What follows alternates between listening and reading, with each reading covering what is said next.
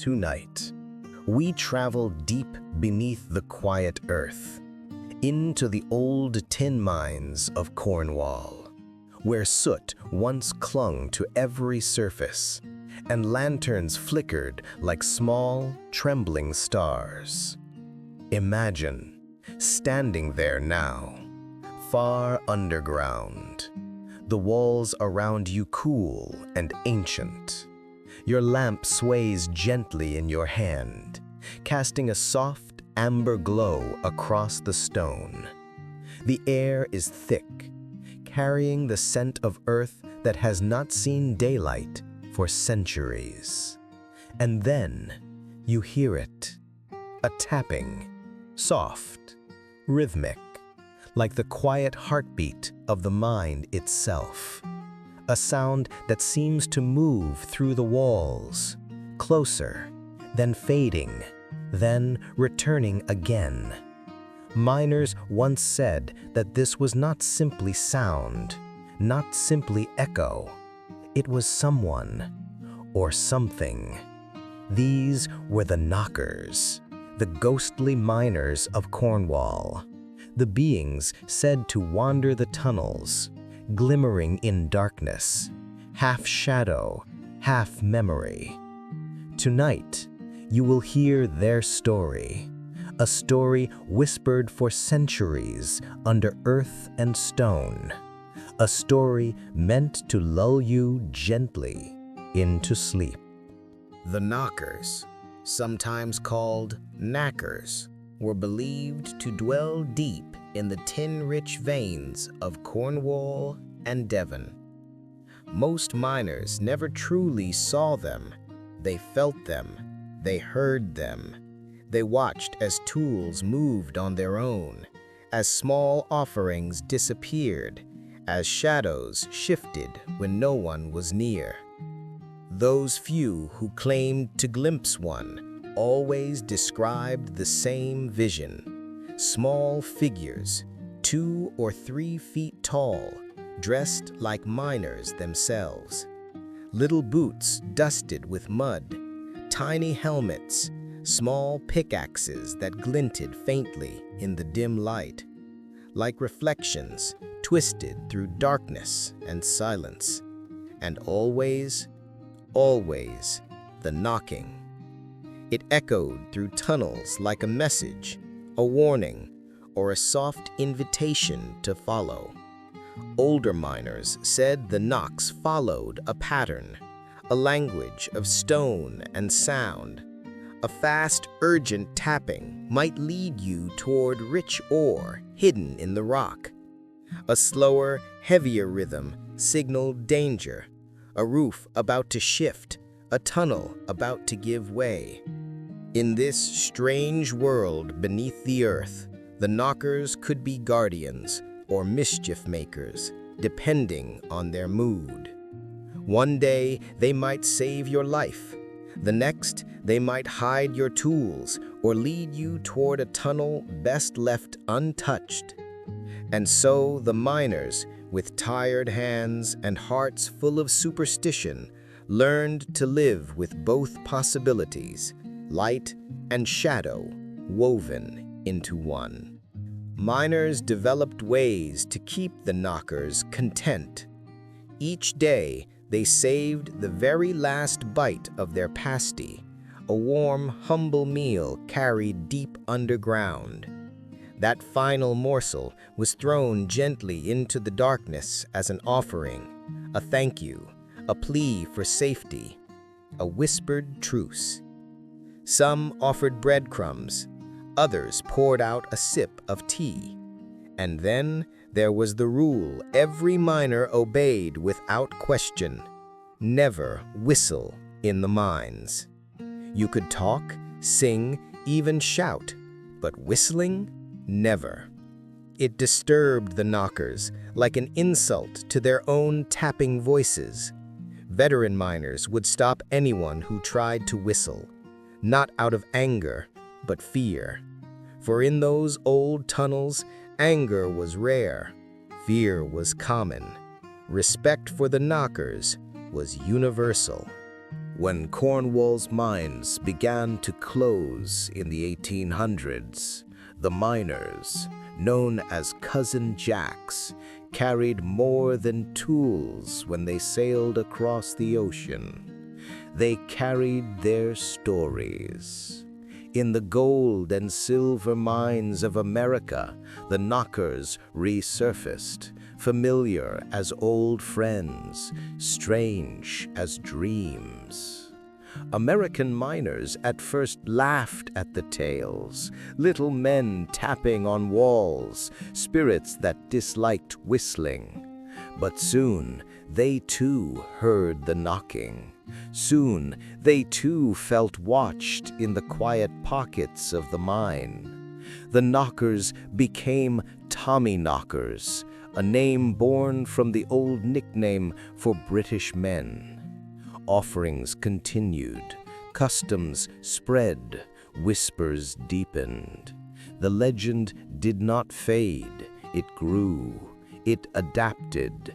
It crossed continents as easily as wind across a field.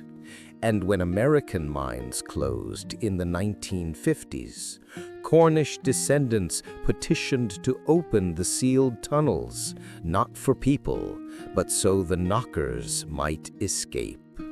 The mine owners agreed.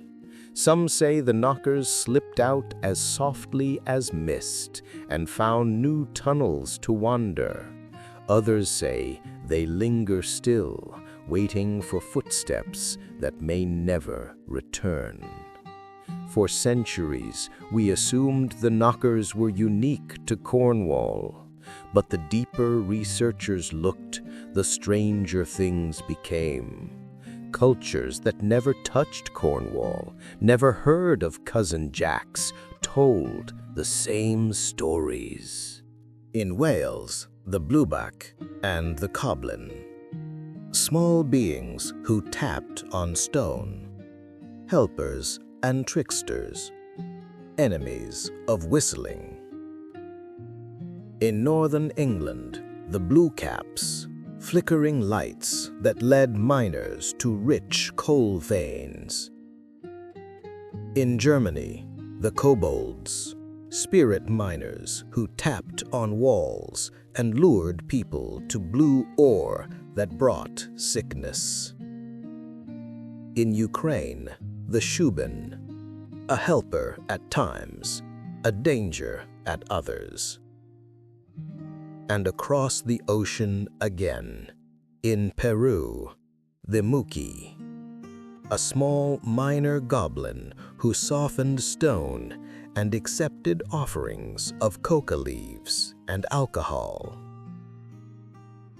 The patterns were identical, the rituals familiar, the rules unchanging. It was as if humanity shared a memory of something deep, dark, and ancient beneath the earth. Something older than language, older than continents, older than fear itself. Some say the stories can be explained, that exhaustion, dim light, and long hours play tricks on the mind, that humans see shapes in shadows, faces in darkness, movement in the corner of tired eyes, that echoes bounce strangely through twisting tunnels, that dripping water imitates tapping. The mind fills the blackness with imagination. Fear can shape shadows into figures. But these explanations only go so far. They do not explain the shared rules, the offerings, the whistling, the mining clothes, the warnings before cave-ins. They do not explain why miners who believed in God above refused to speak His name below, turning instead to the creatures of the deep. They do not explain why the stories have not stopped even in the modern age. Because even now, in mines lit by electric lamps, in tunnels strengthened by steel, miners report strange encounters, soft shapes drifting past, whispers in empty corridors, figures slipping through walls, a scream in the dark with no source at all. Each story is told quietly, nervously, years after the fact, but told all the same. Maybe they are something we have no word for yet. A presence native to stone, a consciousness shaped by darkness, a watcher in the deep places where light does not belong. For thousands of years, humans have dug into the earth in search of treasure. And for thousands of years, they have heard the knocking. A reminder, perhaps, that we are strangers in the underworld, guests in tunnels that belong to something else. As you drift now toward rest, imagine the old Cornish mines again, silent, cool, filled with the gentle scent of earth and forgotten time.